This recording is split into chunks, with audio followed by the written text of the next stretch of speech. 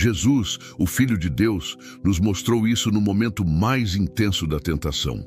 Em Mateus 4, vemos Satanás tentando atacar o próprio Cristo no deserto, não com armas visíveis, mas com palavras, distorções, manipulações. E o que fez Jesus? Não argumentou, não filosofou. Ele declarou a palavra. Está escrito 3 vezes, claramente, com autoridade. E o resultado? O diabo fugiu, porque ele não suporta a verdade. Ele opera na confusão, ele semeia dúvida. Mas quando encontra um coração firmado na Escritura, ele bate em retirada. E aqui está a chave que poucos cristãos compreendem. A palavra de Deus não é um amuleto, é uma arma, é alimento, é escudo, é fogo, é vida. Há muitos que conhecem a letra, mas não conhecem o poder. Muitos sabem o texto, mas não vivem a essência. E é por isso que continuam sendo alvos fáceis. O diabo não teme crentes que carregam a Bíblia. Ele teme os que são carregados por ela. A diferença está em quem foi transformado por ela. Porque quando a palavra habita em alguém, ela altera o modo de pensar, falar, reagir, decidir, amar e enfrentar. Ser possuído pela palavra é muito mais do que ter uma rotina de leitura. É quando cada versículo lido se torna um tijolo em sua armadura espiritual. É quando os princípios de Deus passam a governar suas escolhas. É quando a obediência se torna prazer e o pecado, algo inconcebível. É quando a voz de Deus se torna mais alta do que qualquer tentação ou engano.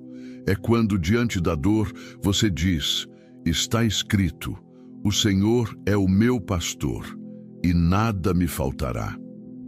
Quando, diante da injustiça, você responde, está escrito, a vingança pertence ao Senhor.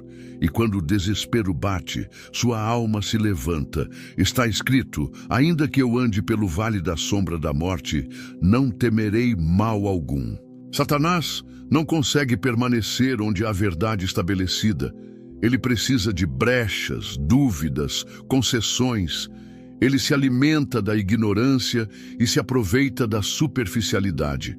Por isso, o cristão que vive na palavra, que medita nela de dia e de noite, que a aplica em sua vida cotidiana, esse se torna inacessível. Não por misticismo, mas por estrutura espiritual real. É como uma muralha invisível, feita de promessas cumpridas, convicções inabaláveis e fé fundamentada. E o inferno reconhece isso. O salmista já dizia em Salmos 119:11, guardei a tua palavra no meu coração, para não pecar contra ti. Não basta guardar na mente, é no coração, é no íntimo, é no lugar das decisões, porque é no coração que o pecado começa, mas é ali também que ele pode ser derrotado. E palavra no coração é como fogo que consome as tentações antes que elas ganhem forma.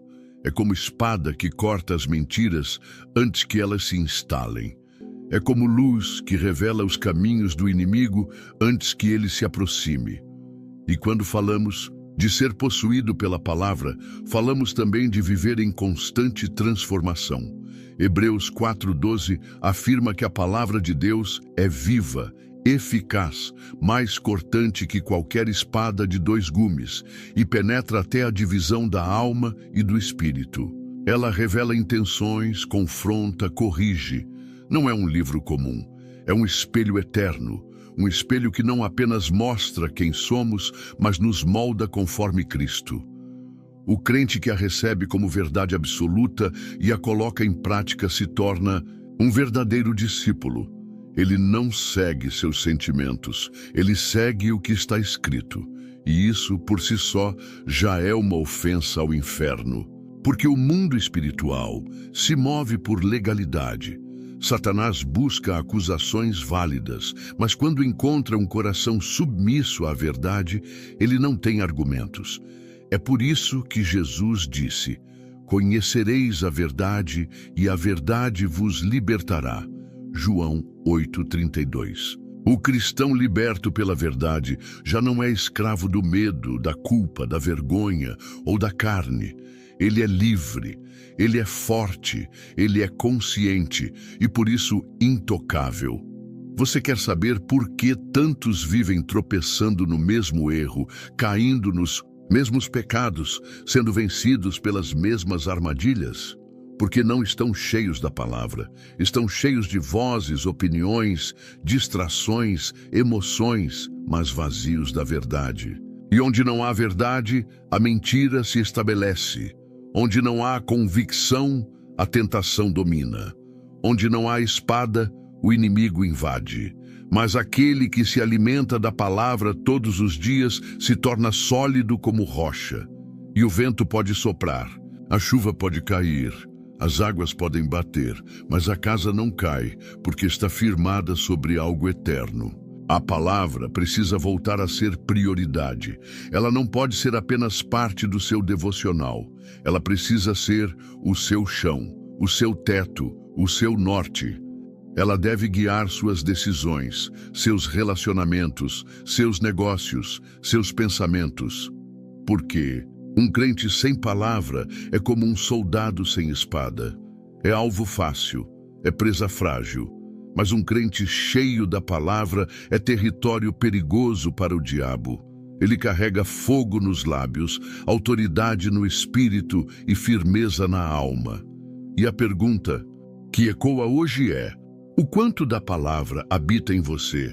Não o quanto você lê, mas o quanto você vive.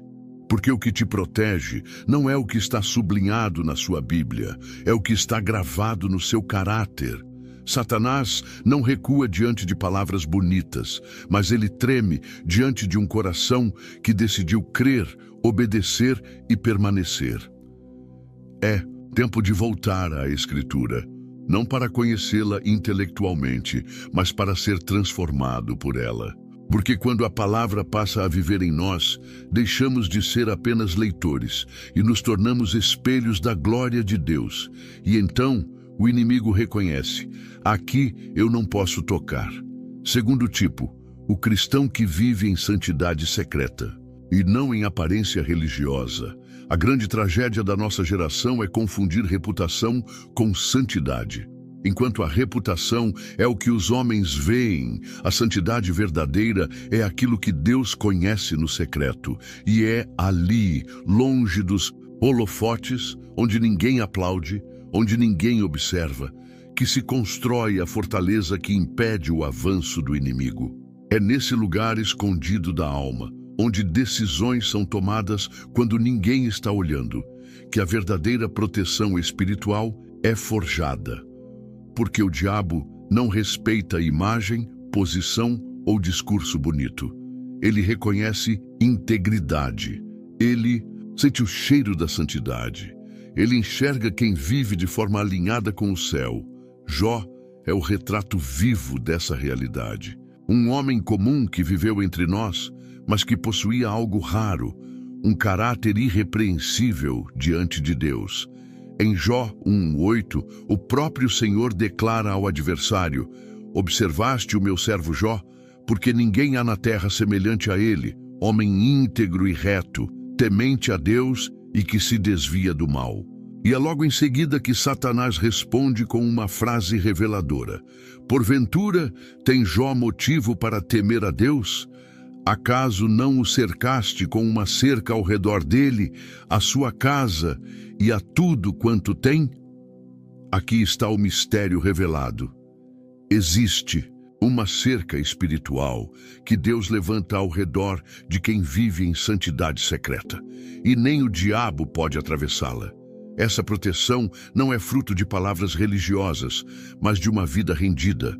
Jó não precisava exibir espiritualidade para os outros, porque o céu já havia dado testemunho sobre ele. E é esse tipo de crente que o inferno não consegue derrubar. Porque enquanto muitos estão preocupados com aparência, com status, com reconhecimento, com prestígio, os que vivem em santidade no íntimo estão sendo blindados pelo próprio Deus.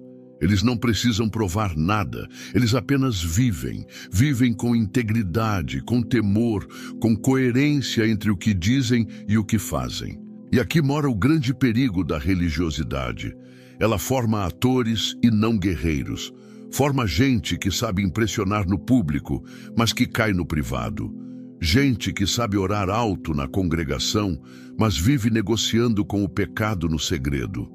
Gente que canta bem, prega bonito, mas quando ninguém está olhando, se entrega àquilo que desagrada ao Espírito Santo. E o resultado é devastador.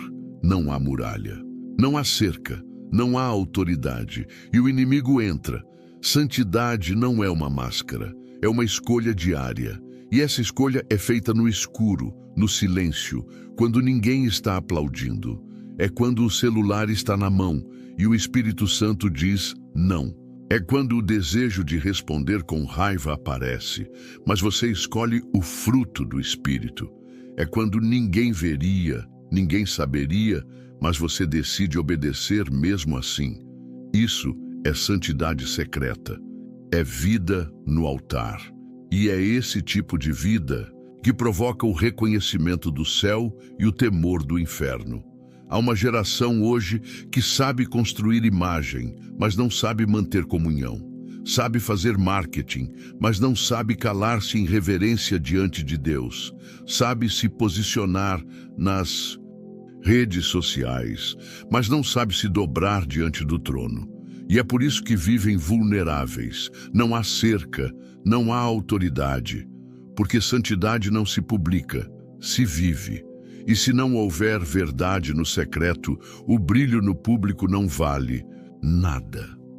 O inimigo não respeita quem impressiona multidões, ele teme quem agrada a Deus. A santidade de Jó não nasceu de rituais vazios. Ela era fruto de uma decisão de vida. Ele temia a Deus e se desviava do mal. Não apenas resistia ao pecado, ele o evitava. Ele não negociava, ele não flertava com a tentação, ele fugia. Isso é o que falta em muitos, o desvio. Porque hoje há quem ore, mas não fuja do mal. Há quem jejue, mas mantenha alianças com aquilo que corrompe. E não há poder onde há contradição. Quando vivemos com o coração puro diante de Deus, mesmo que tudo desmorone ao nosso redor, há uma segurança espiritual que nos sustenta. Jó perdeu tudo, bens, filhos, saúde, mas não perdeu sua posição diante de Deus. E isso foi suficiente. Mesmo no pó e na cinza, ele manteve sua integridade, porque ela não dependia de circunstâncias. Era uma escolha de alma, era aliança com o céu. E Satanás, mesmo com toda a sua fúria, não conseguiu corromper o que havia dentro dele. O desafio, hoje é claro, você vive santidade de verdade ou uma performance espiritual? O que você faz quando ninguém vê? Quais decisões você toma quando está sozinho? A vida secreta de um homem é o que define sua verdadeira força espiritual, porque é ali que Deus sonda, é ali que o inimigo tenta entrar, é ali que se forma a cerca ou a brecha. E se o que há em você no oculto for verdadeiramente consagrado, o céu te guardará. A santidade não é opcional, ela é um chamado. Hebreus 12:14 declara: segui a paz com todos e a santificação, sem a qual ninguém verá o Senhor. Isso não é uma sugestão, é um alerta. Quem não anda em santidade está espiritualmente cego, não vê a glória, não percebe os ataques, não discerne os perigos e por isso cai. Por isso vive de aparência, de instabilidade, de ciclos de queda. Mas aquele que decide viver separado para Deus, mesmo no meio da corrupção, encontra força para resistir. Não se trata de perfeição, trata-se de decisão. Deus não busca santos por mérito, Ele busca corações quebrantados, dispostos a serem transformados. E quando essa decisão é tomada, algo acontece no mundo espiritual. Deus levanta muros, o céu se alinha, o inimigo perde acesso. Porque santidade é o ambiente onde Deus habita.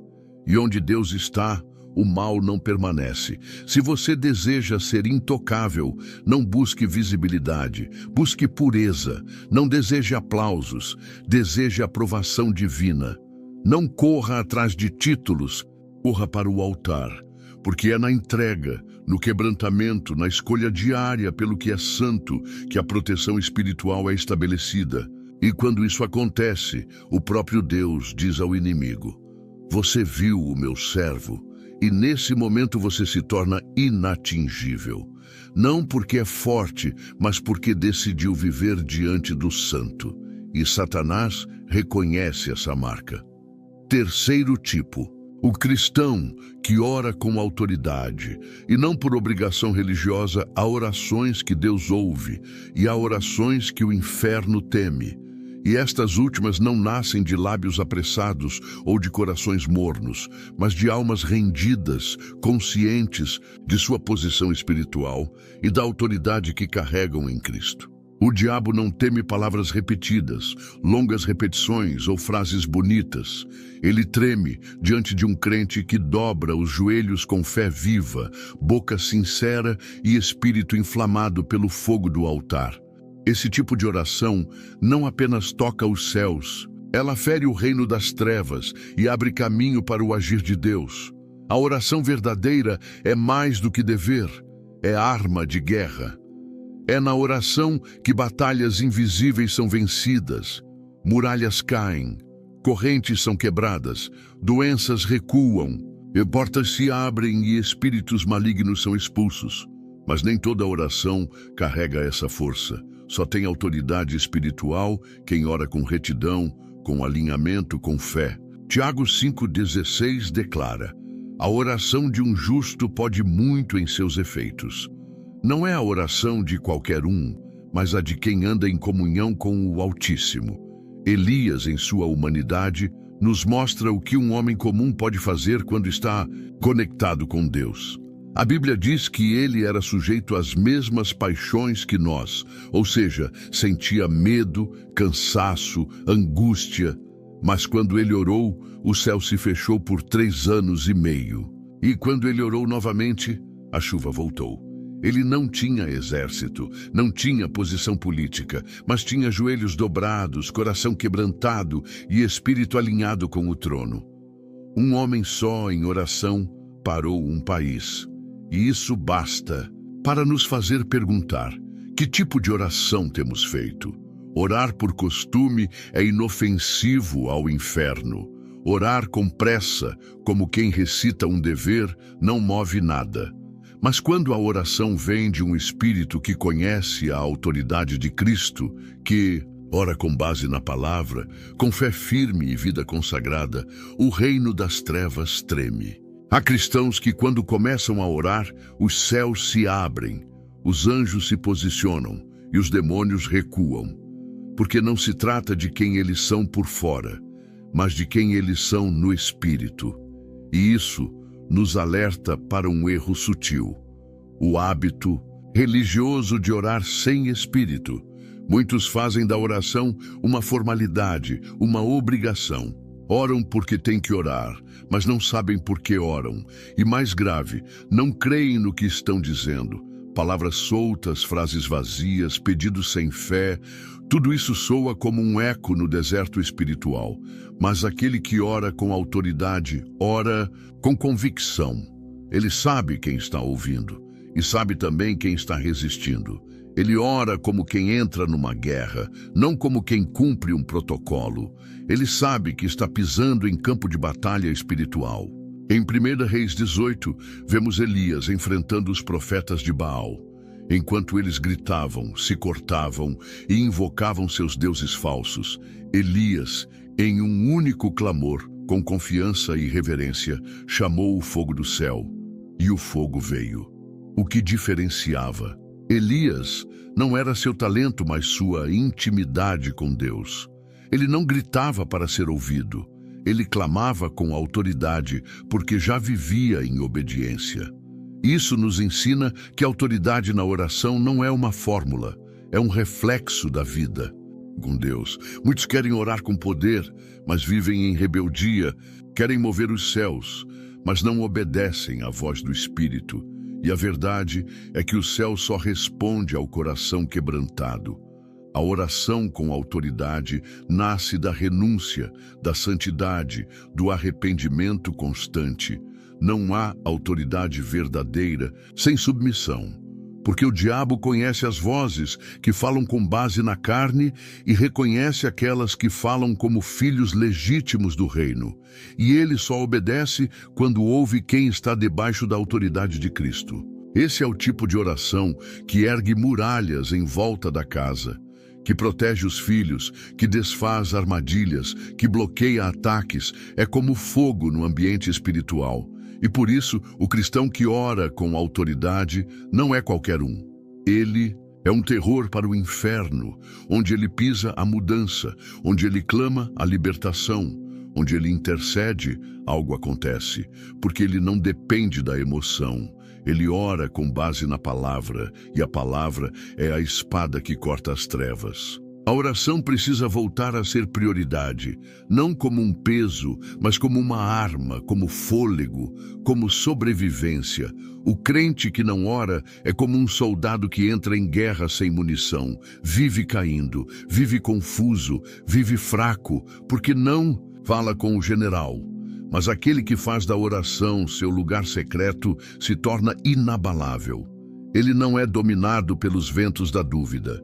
Ele não é abalado pelas ameaças do inimigo, porque ele já falou com Deus. E quando alguém fala com Deus, de verdade, ele volta diferente. O inimigo quer te distrair. Ele quer que você ore com pressa, que você troque oração por entretenimento, que você dependa da oração dos outros, mas não desenvolva sua própria vida de clamor. Porque ele sabe, um cristão que ora com autoridade é incontrolável para as trevas. Ele sabe que quando você fechar a porta do quarto e se ajoelhar, com fé, muralhas vão cair, correntes vão romper e a voz de Deus vai se manifestar. A pergunta que ecoa é: você ora com autoridade ou apenas por costume? Suas orações têm provocado movimento espiritual ou são apenas ruído no céu? Porque oração sem fé é barulho, mas oração com fé é impacto, e oração com fé plaz obediência às autoridade. E a autoridade verdadeira não se explica, ela se manifesta, ela muda atmosferas, ela quebra cadeias, ela silencia o inimigo. E talvez seja por isso que Satanás faz de tudo para te manter longe da oração. Porque ele sabe que no dia em que você entender o poder que há em falar com Deus de verdade, a sua vida nunca mais será a mesma. Ele sabe que um joelho dobrado com sinceridade derrota mais do que 1000 palavras ditas em público. E é por isso que o Espírito Santo te chama. Volte a orar. Não com medo, mas com fé, não com culpa, mas com ousadia, não com religiosidade, mas com autoridade, porque o céu está ouvindo e o inferno está prestando atenção. Quarto tipo, o cristão que rompe com as trevas e não mantém alianças ocultas. Não há meio termo entre a luz e as trevas. Ou você está de um lado ou está do outro. Não existe neutralidade no mundo espiritual. Satanás não respeita um crente que ainda guarda áreas ocultas em sua vida. Pequenas concessões, pecados tolerados, alianças secretas que ninguém vê, mas que ele conhece. O cristão que deseja ser intocável precisa entender esta verdade. Com urgência, qualquer acordo com as trevas, por menor que pareça, é uma porta aberta para o inimigo agir. O diabo não precisa de um castelo inteiro, ele entra por uma rachadura. O Evangelho não é uma proposta de convivência com o pecado, é um chamado para a ruptura total. Jesus não morreu na cruz para que vivêssemos com uma aparência de santidade, enquanto mantemos alianças escondidas com aquilo que o ofende. O sangue de Cristo purifica, mas também exige separação. Um cristão que se torna perigoso para o inferno é aquele que decide, de forma radical, cortar qualquer ligação com aquilo que desagrada a Deus. Ananias e Safira são um retrato trágico do perigo de manter pecados escondidos dentro da comunidade de fé. Em Atos 5, eles decidiram vender uma propriedade e, de comum acordo, reter parte do valor enquanto fingiam doar tudo. A mentira estava encoberta, ninguém saberia, mas o Espírito Santo viu. E quando Pedro confronta Ananias, ele diz: "Por que encheu Satanás o teu coração para que mentisses ao Espírito Santo?" A consequência foi imediata: morte, julgamento, exposição. Isso nos mostra que a aliança secreta com a mentira é uma brecha fatal. O diabo não precisa que você negue a fé publicamente, ele só precisa que você esconda algo. Um relacionamento fora da vontade de Deus, um pecado acariciado na mente, um vício tolerado em silêncio, um hábito impuro cultivado no escuro. É nessas áreas secretas que ele se instala. O perigo não está apenas no que se faz, está no que se permite permanecer. E muitos vivem derrotados, sem força espiritual, sem discernimento, porque ainda não romperam com o que os conecta às trevas. Viver na luz é uma decisão diária. É escolher a transparência, a verdade, a pureza. Não significa perfeição, mas disposição de abandonar tudo aquilo que enfraquece o espírito. É por isso que Efésios 5:11 nos adverte: "E não comuniqueis com as obras infrutíferas das trevas, mas antes condenai-as." O cristão que quer ser intocável precisa se posicionar claramente. Não pode caminhar com um pé na luz e outro no mundo. Não pode dizer que ama a Deus, mas continuar alimentando hábitos que o entristecem. Há filmes, músicas, conversas, ambientes, alianças e relacionamentos que são aberturas diretas para o inimigo. E o Espírito Santo está constantemente nos alertando: sai do meio deles. Mas muitos resistem. Preferem agradar pessoas do que obedecer a Deus. E essa hesitação espiritual é como um convite para o inimigo entrar. Ele entra onde há duplicidade. Ele se alimenta da indecisão. Ele se fortalece no oculto. Por isso, romper com as trevas é mais do que necessário. É vital. Você não precisa anunciar ao mundo cada decisão de renúncia. Mas diante de Deus você precisa ser radical, porque aquilo que você tolera secretamente será o que vai te destruir publicamente. Muitos começam fortes na fé, cheios de fogo e entusiasmo, mas aos poucos voltam a se conectar com antigos hábitos, velhas amizades, práticas que enfraquecem sua alma. E quando percebem, já perderam o fervor, a clareza, a autoridade. Estão dentro da igreja, mas frios. Estão com a Bíblia na mão, mas distantes da verdade. Estão com o nome de cristão, mas sem a vida de Cristo. Romper com as trevas é cortar o acesso. É fechar a porta com firmeza. É dizer não, mesmo quando o coração quer dizer sim. É apagar o número, é sair do grupo, é jogar fora aquilo que contamina. É excluir o conteúdo.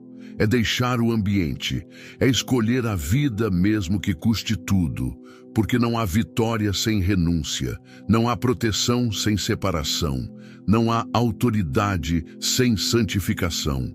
Deus nunca chamou ninguém para ser quase santo. O chamado é para ser luz no meio das trevas, e a luz não negocia com a escuridão. A luz expulsa, revela, denuncia. O cristão que o diabo não toca é aquele que não tem nada em comum com ele. Jesus disse: "Aí vem o príncipe deste mundo e ele nada tem em mim."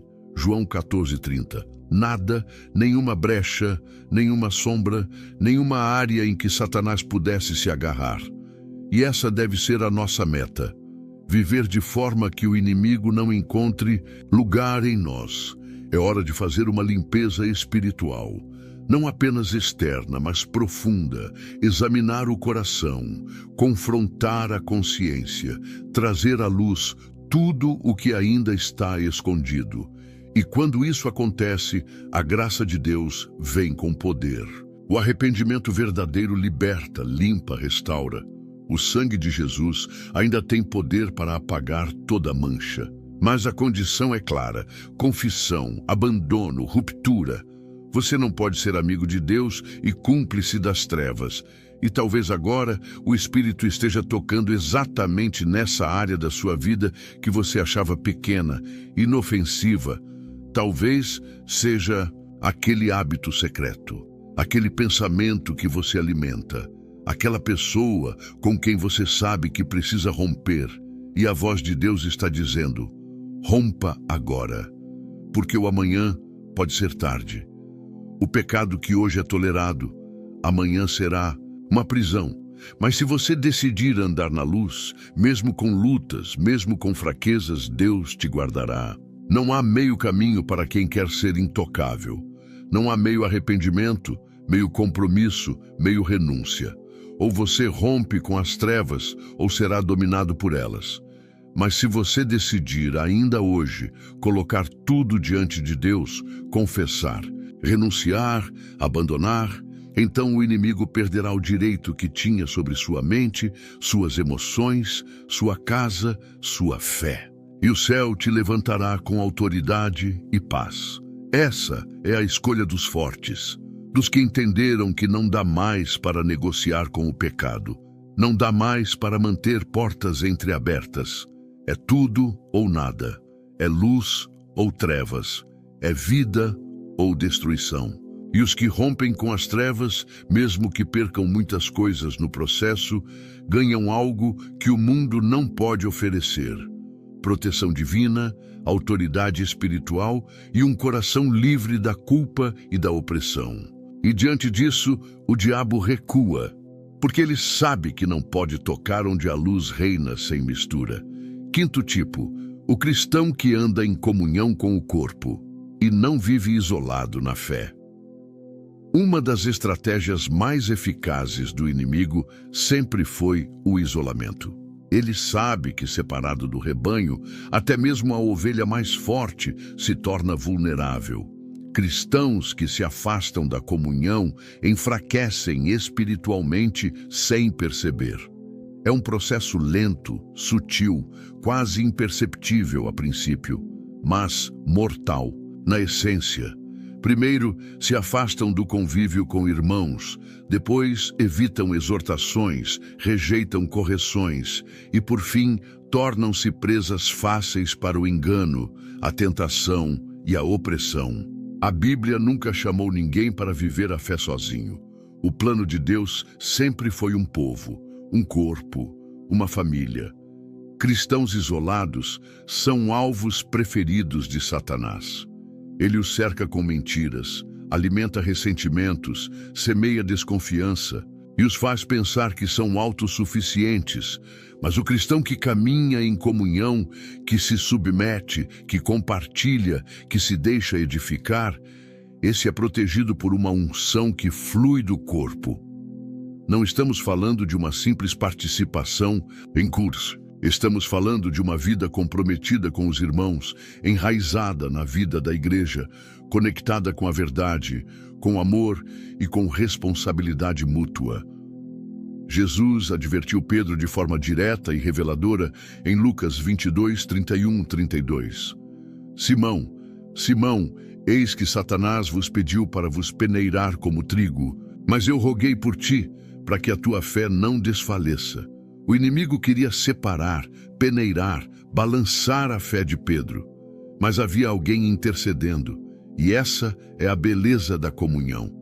Quando você está fraco, há alguém de joelhos por você. Quando você vacila, há alguém te levantando.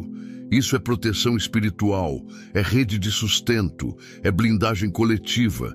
Quem caminha só, escolhe viver sem cobertura. Quem rejeita o corpo, rejeita a força que Deus derramou sobre a igreja. Não é possível ser um cristão intocável, vivendo em independência espiritual. O orgulho de caminhar sozinho, de não prestar contas, de não se submeter, é um dos maiores perigos da vida cristã. Deus colocou o crente dentro de um corpo com propósito, porque há cura na comunhão, há sabedoria na correção e há refúgio no amor mútuo. O diabo trabalha para destruir relacionamentos dentro da igreja. Ele semeia fofocas, comparações, ciúmes, ofensas não resolvidas, julgamentos, porque ele sabe que, divididos, perdemos força. Um exército desunido perde a guerra antes mesmo de lutar. Por isso, proteger a comunhão é proteger a si mesmo. O cristão que ama os irmãos, que perdoa, que serve, que se deixa pastorear, está guardado. Ele está debaixo de um princípio espiritual de proteção coletiva. É na comunhão que somos confrontados e moldados. O ferro afia o ferro. E embora isso doa às vezes, é necessário, porque ninguém vê o próprio ponto cego. Precisamos de irmãos que nos digam a verdade, que nos alertem quando estamos desviando, que nos puxem de volta para a luz quando começamos a escurecer por dentro. A exortação, quando feita em amor, é vida. E só quem valoriza isso se mantém em pé. Há também uma unção que só é liberada quando estamos juntos. Salmos 133 declara que quão bom e quão suave é que os irmãos vivam em união. Ali o Senhor ordena a bênção e a vida para sempre. Deus ordena a bênção onde há unidade, onde há comunhão sincera. Isso significa que há níveis de graça, de força espiritual e de manifestação divina que só experimentamos quando estamos em comunhão verdadeira com o corpo de Cristo. Muitos pensam que, por conhecerem a Bíblia, por orarem sozinhos ou por terem experiências espirituais isoladas, podem desprezar a vida em comunidade, mas isso é um engano sutil e destrutivo, porque a plenitude do crescimento espiritual só acontece dentro do corpo. Somos membros uns dos outros. E o membro que se desliga do corpo apodrece, perde o fluxo de vida e, por mais que tente sobreviver, definhará. A proteção espiritual está em permanecer conectado, mesmo nas dificuldades. O inimigo tenta convencer que é melhor se afastar do que perdoar, que é mais seguro ficar sozinho do que se relacionar com pessoas imperfeitas, que é mais fácil andar com Deus sem se envolver com a igreja. Mas isso é uma armadilha. O plano de Deus é a igreja. E mesmo com todas as falhas humanas, é no meio do povo que Deus se manifesta, corrige, consola e fortalece. Não há lugar mais perigoso do que estar longe do rebanho. E não há lugar mais seguro do que caminhar junto, ainda que entre feridos e imperfeitos. O cristão que Satanás não toca é aquele que ama o corpo, que honra seus irmãos, que não alimenta divisão, que busca unidade, que serve com humildade, que se deixa ajudar. Ele está coberto, porque o Espírito Santo age poderosamente na coletividade. Ele derrama dons diferentes, mas que se completam. Ele dá discernimento a uns, sabedoria a outros, fé a muitos, para que juntos sejamos guardados e edificados. A comunhão nos equilibra, nos protege e nos prepara. Se você tem vivido isolado, desconfiado, indiferente ao corpo, essa é a hora de voltar. O isolamento não é segurança, é risco. O afastamento não é liberdade, é exposição. O orgulho espiritual de andar sozinho é o que antecede a queda. E o diabo sabe disso. Ele ataca quando você está distante, enfraquecido, sem apoio. Mas quando você está cercado, coberto, posicionado junto aos irmãos, há uma muralha espiritual ao seu redor. E mesmo quando falhar, porque todos falhamos, haverá alguém para te levantar. Mesmo quando chorar, haverá alguém para te consolar. Mesmo quando duvidar, haverá uma palavra profética que reacende sua fé. Essa é a beleza da comunhão. Ela nos cura, nos sustenta, nos mantém firmes até o fim. E o inimigo sabe que um corpo unido, saudável, cheio do espírito e do amor fraterno é indestrutível.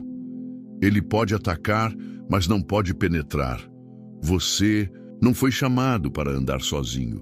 Foi chamado para ser parte de algo maior, parte do reino, parte da família de Deus.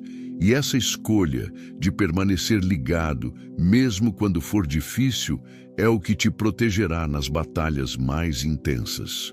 Porque onde há comunhão, há cobertura. E onde há cobertura, o maligno não toca. Sexto tipo: o cristão que morre para si e vive totalmente para Cristo. Não há lugar mais seguro no mundo espiritual do que estar crucificado com Cristo. Quando um homem decide morrer para si, para seus desejos, para sua glória, para sua própria vontade, ele se torna intocável na alma, porque já não vive mais por este mundo, já não busca agradar a carne, nem se curva aos aplausos dos homens, nem teme a perda, nem se alimenta da vaidade. Ele vive totalmente para Cristo e, por isso, o inimigo não encontra brechas, nem argumentos, nem acesso. Paulo declarou com autoridade em Gálatas 2:20: fui crucificado com Cristo. Assim, já não sou eu quem vive, mas Cristo vive em mim. Esse é o ápice da maturidade espiritual. Um homem crucificado não responde aos insultos, não defende o ego, não negocia seus valores, porque ele está morto e sua vida agora é escondida com Cristo em Deus. E Satanás não toca onde Cristo reina com exclusividade. O problema é que muitos querem a proteção de Deus sem a rendição total.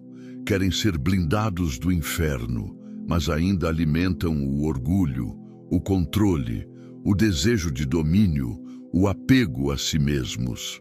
Mas o diabo sabe, enquanto houver carne viva, ele tem onde ferir. Enquanto houver vaidade, ele tem como manipular. Enquanto houver ambição pessoal, ele tem como negociar. Por isso, o verdadeiro cristão que o inimigo não consegue tocar é aquele que decidiu morrer. Pedro morreu para si no momento em que, após negar o Mestre, se arrependeu com lágrimas e nunca mais voltou atrás. Ele não viveu para agradar a si mesmo. Enfrentou prisões, zombarias e finalmente a cruz, mas com a certeza de que já estava crucificado por dentro. Estevão foi apedrejado, mas sua alma estava tão firmada em Cristo que, enquanto caíam pedras sobre sua cabeça, ele via os céus abertos, homens mortos para si, vivos para Deus. O crente que morre para si não é controlado pelas circunstâncias. Ele pode perder tudo e ainda assim manter a fé. Pode ser perseguido, injustiçado, ignorado e mesmo assim continuar firme, porque sua fonte não está neste mundo. Seu valor não vem das pessoas. Sua estabilidade não depende das estações. Ele não é movido por emoções. É sustentado pela eternidade. E isso o torna inatingível no espírito. Satanás não consegue controlar quem já renunciou ao controle. Ele manipula os que vivem para si, os que se ofendem facilmente, os que ainda lutam por reconhecimento, os que servem a Deus esperando retorno. Mas quem vive somente para a glória de Cristo é livre. Não se desespera com perdas, nem se exalta com ganhos, porque tudo já foi entregue no altar, e o altar é o lugar onde o ego morre. Muitos vivem vulneráveis não por falta de oração, nem por ausência de conhecimento bíblico, mas porque ainda não se renderam totalmente. Ainda guardam áreas reservadas, ainda querem manter o governo da própria vida e, por isso, vivem em conflito. Querem a bênção de Deus sem a cruz de Cristo. Querem autoridade espiritual sem morte do eu. Mas não há coroa sem cruz. Não há glória sem renúncia. Não há vitória sem entrega. O Espírito Santo está buscando pessoas que digam: Senhor, eu não quero mais viver por mim mesmo. Apaga os meus planos se for preciso. Quebra meus projetos. Alinha meu coração ou misticismo vazio.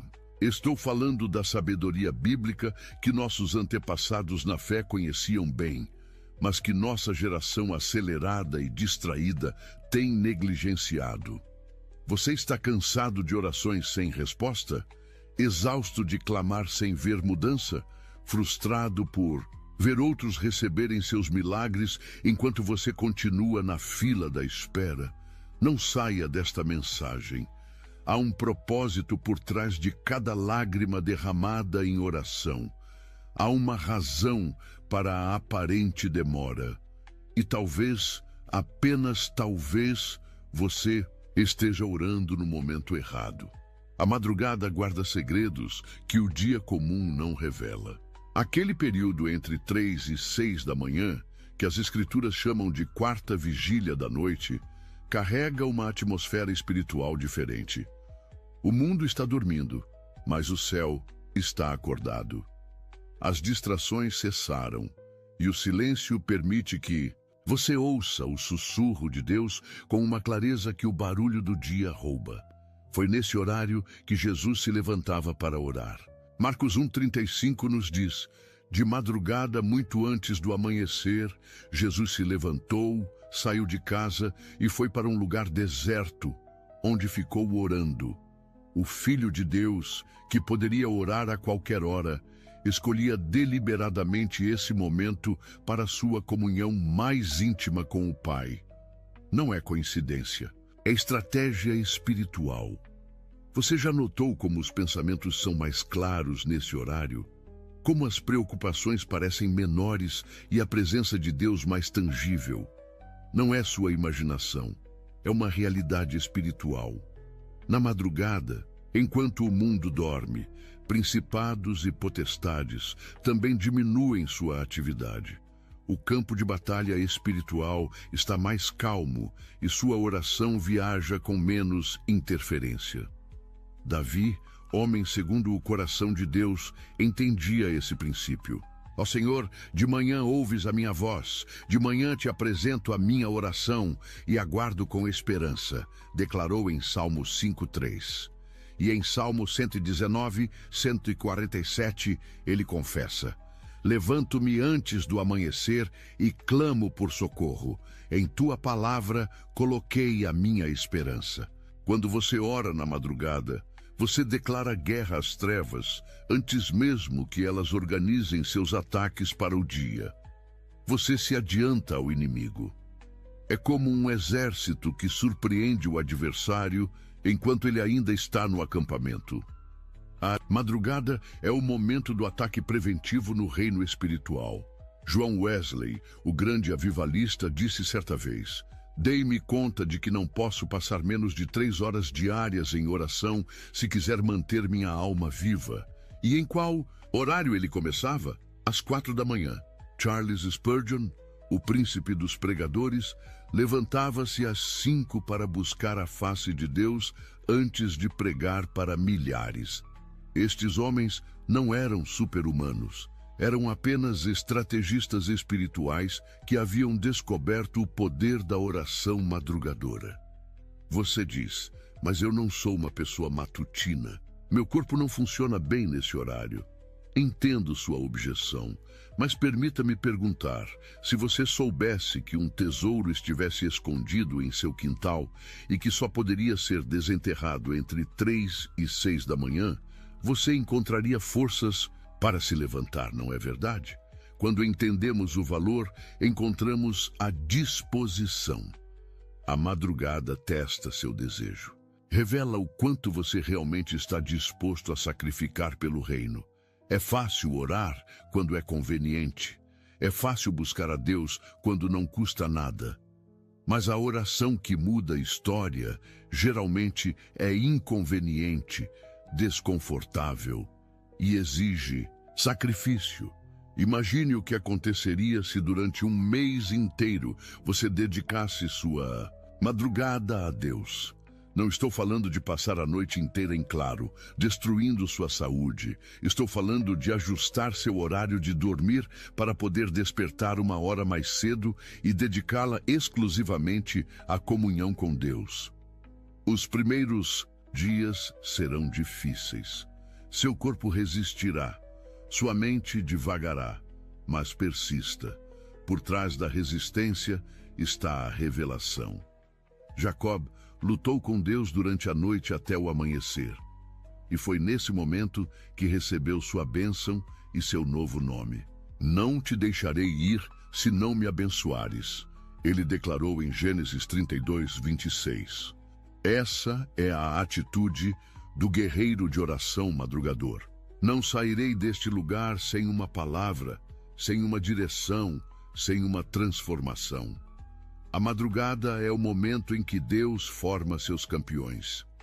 É nesse horário que ele sussurra segredos no ouvido daqueles que demonstraram estar dispostos a pagar o preço do desconforto pelo privilégio da intimidade. Aos que me buscam de madrugada me acharão, promete o Senhor em Provérbios 8, 17. Lembre-se, não estamos falando de uma fórmula mágica. Não estamos sugerindo que Deus só trabalha em certos horários, como se fosse um funcionário com expediente fixo. Estamos falando de entender os ritmos espirituais que o próprio Deus estabeleceu. Estamos falando de sabedoria, não de superstição. O segundo horário estratégico para a oração é ao meio-dia, quando o sol está no seu ponto mais alto. Parece contraditório, não é? O momento mais agitado do dia ser um tempo propício para a oração, mas é justamente aí que está a sabedoria divina.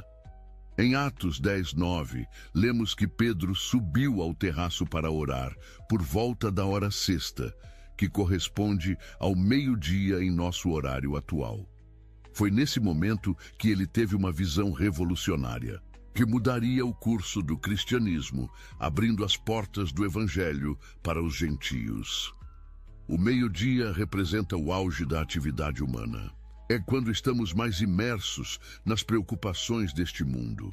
O telefone não para de tocar, os e-mails se acumulam, as demandas gritam por nossa atenção. E é exatamente por isso que parar para orar nesse horário é tão poderoso.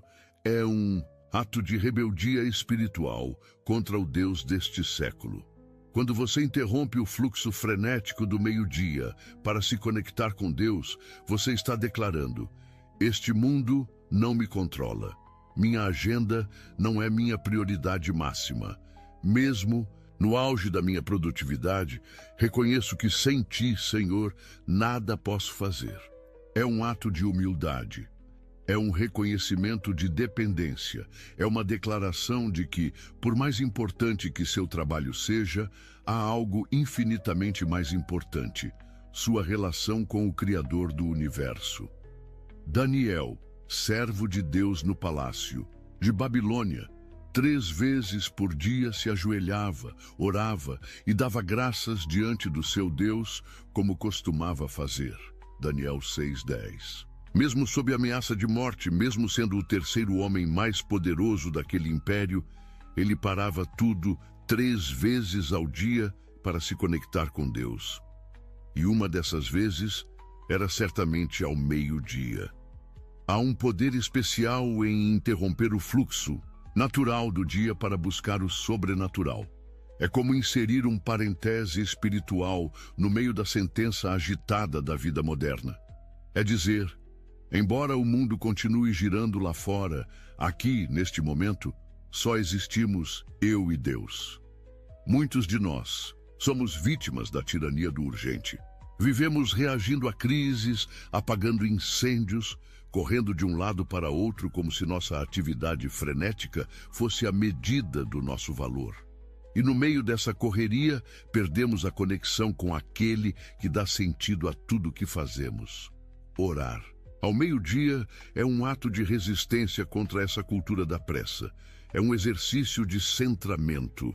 É um lembrete de que, no final das contas, não são nossas conquistas que importam, mas nossa intimidade com Deus. Você dirá: mas é impossível parar tudo no meio do expediente para orar. Entendo sua preocupação, mas não estou sugerindo que você abandone suas responsabilidades. Estou propondo que você encontre 5, 10, 15 minutos, o tempo que for possível, para se retirar e se reconectar com Deus. Pode ser na sua sala com a porta fechada. Pode ser no carro, durante o intervalo do almoço. Pode ser numa caminhada rápida ao redor do prédio onde trabalha. O lugar é secundário. O que importa é a intenção do coração. Jesus alimentou 5.000 pessoas e logo depois subiu sozinho a um monte para orar. Mateus 14:23. Se o Filho de Deus precisava se retirar para recarregar sua conexão com o Pai, quanto mais nós, tão fracos e vulneráveis. A oração do meio-dia quebra o orgulho humano. Ela nos lembra que, por mais ocupados e importantes que nos sintamos, sem Deus, somos como ramos desconectados da videira, incapazes de produzir fruto verdadeiro. E há mais, orar ao meio-dia equilibra sua energia espiritual.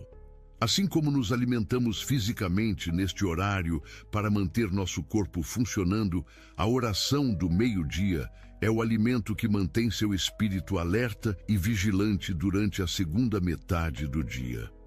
Quantas decisões erradas tomamos à tarde porque nossa conexão com Deus enfraqueceu desde a manhã? Quantos conflitos poderíamos ter evitado se tivéssemos recarregado nossa paciência e sabedoria na presença do Senhor ao meio-dia?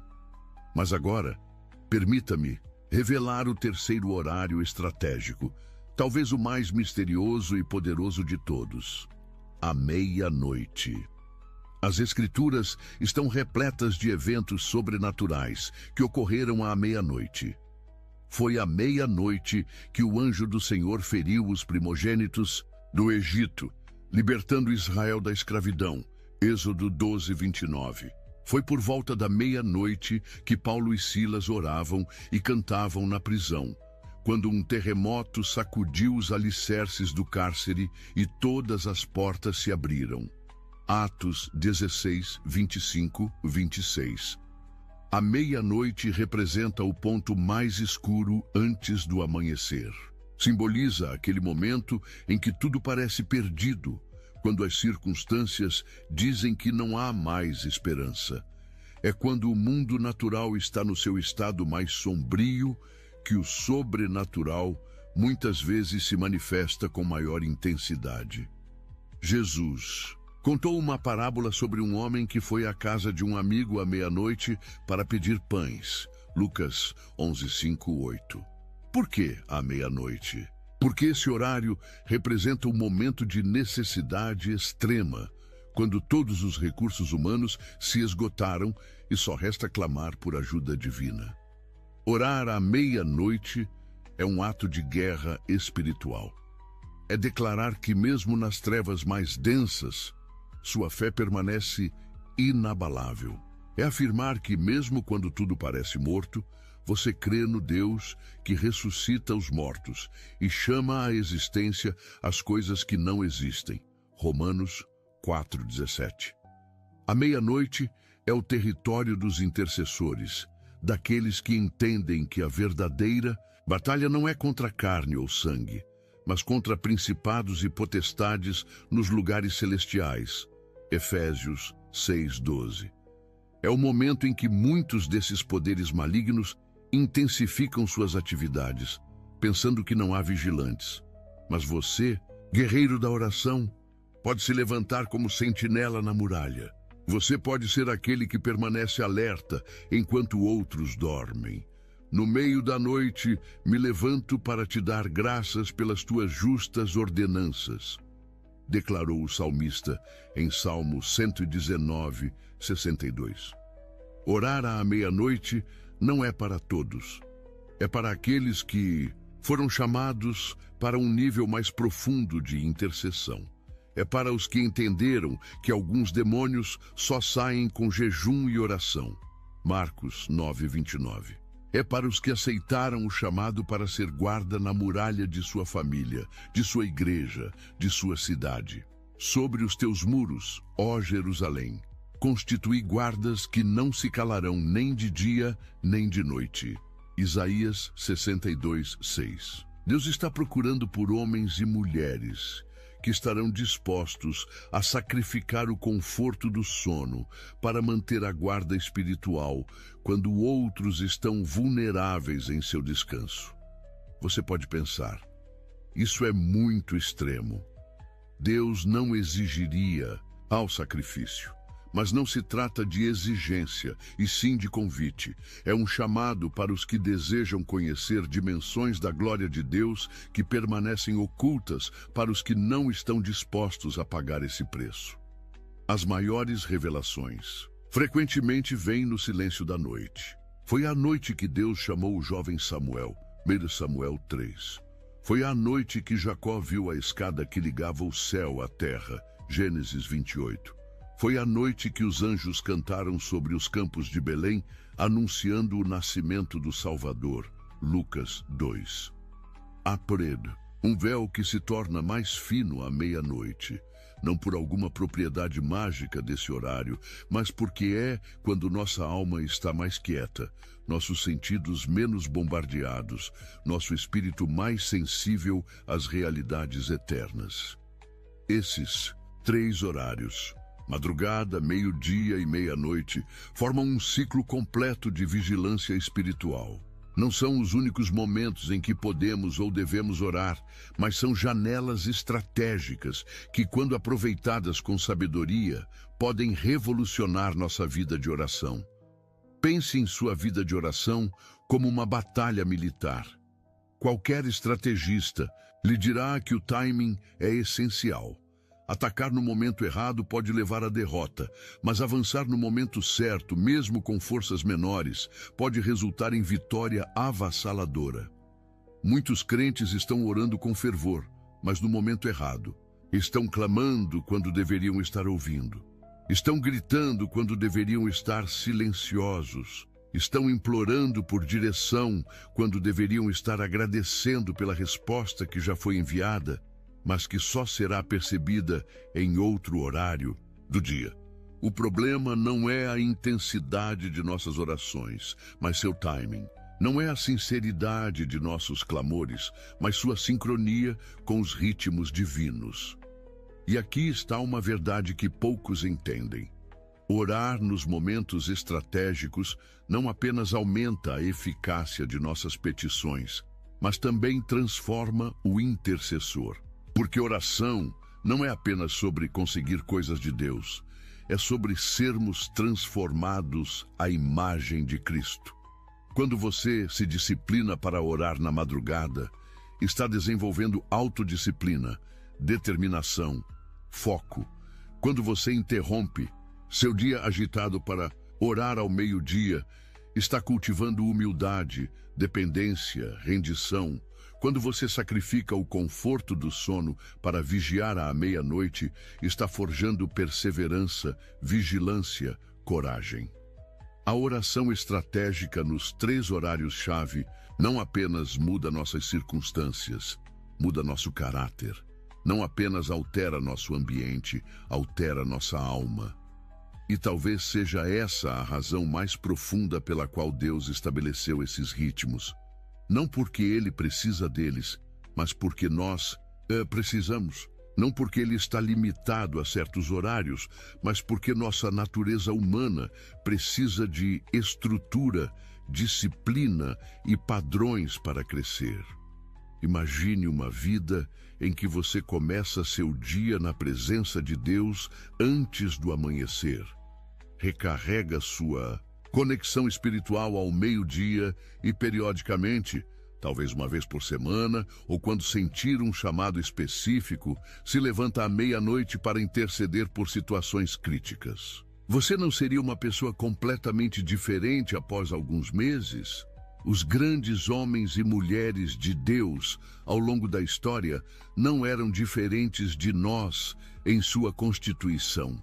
Não possuíam um gene especial de santidade ou uma capacidade sobrenatural de comunhão.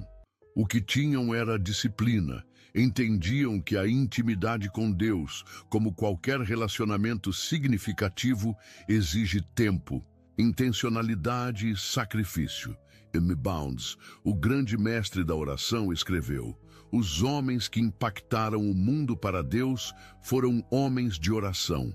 Eles não passaram minutos esporádicos em oração, gastaram horas sozinhos com Deus. Esses gigantes espirituais entendiam o valor de se alinhar com os ritmos divinos. Alguns de vocês podem estar pensando: isso soa como um fardo pesado. Já tenho tantas responsabilidades, tantas demandas sobre meu tempo. Entendo sua preocupação, mas permita-me sugerir uma abordagem gradual. Comece escolhendo um desses horários estratégicos. Talvez a madrugada, se você já é uma pessoa que naturalmente desperta cedo, ou o meio-dia, se pode encontrar um intervalo em sua rotina de trabalho. Dedique-se a esse horário por 21 dias, o tempo que geralmente leva para formar um novo hábito. Não se preocupe com a duração inicialmente. 5 minutos de oração focada e intencional são mais poderosos que 1 hora de divagação distraída. À medida que o hábito se forma, você naturalmente desejará mais tempo na presença de Deus. Depois, quando esse primeiro horário se tornar parte natural de sua rotina, considere adicionar um segundo. E talvez, eventualmente, você seja chamado para experimentar os 3. Não por obrigação religiosa, mas por fome de mais de Deus. Lembre-se, Deus não está interessado em sua performance religiosa. Ele deseja relacionamento genuíno. Esses horários não são fórmulas mágicas para manipular Deus a fazer sua vontade. São oportunidades para sintonizar seu coração com o dele, para alinhar seus ritmos com os ritmos divinos. E há momentos em que Deus nos chama para romper com todos os padrões e horários estabelecidos. Momentos de crise, de decisão crucial, de batalha espiritual intensa. Nesses momentos, somos chamados, como Jesus no Getsêmani, a perseverar em oração pelo tempo que for necessário, independentemente do horário. Jesus orou por toda a noite antes de escolher seus 12 discípulos. Lucas 6:12. Não porque precisava de muitas palavras para convencer o Pai, mas porque precisava desse tempo estendido para alinhar sua vontade humana com a vontade divina.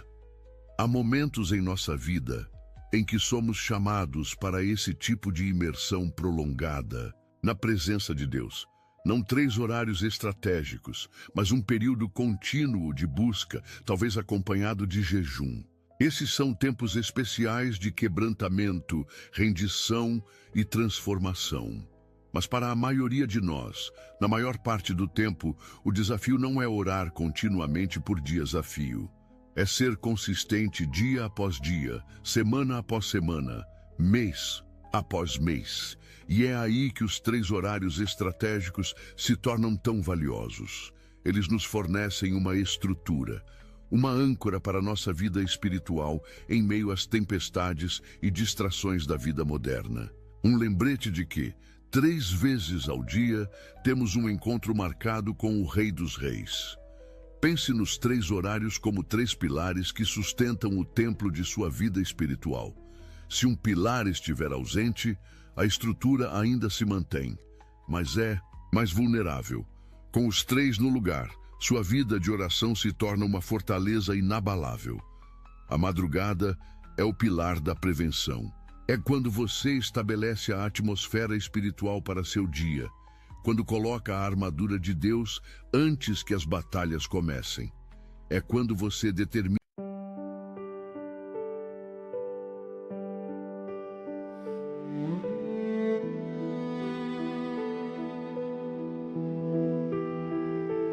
under a sky where the quiet stars bow, I breathed a dream.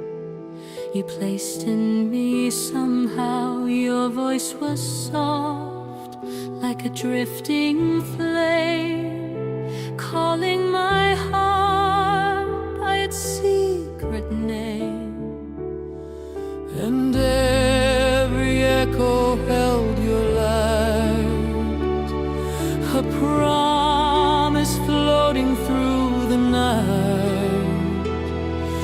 I'm holding on, I'm holding tight to everything you left behind. Your starlit vow still follows me across the dark, across the sea, a silver line I can't let go, a quiet fire beneath the snow. No matter where the hours lead, your whispered truth is all I keep within my chest. It's burning now, the endless glow of your starlit vow. The wind remembers the words we made, carrying them through the night. We prayed, your touch remains like a gentle march